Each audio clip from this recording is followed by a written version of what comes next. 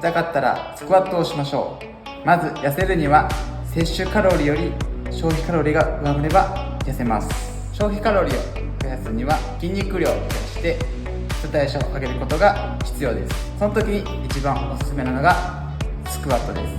主にスクワットは足、背中、お尻、腹筋と鍛えることができ、多くの筋肉を使うので消費カロリーが高いです。スクワットは一番多くの筋肉を使うトレーニングなので筋肉量が上がり基礎代謝向上にもつながります。今回の動画では摂取カロリーと消費カロリーの関係を知ってください。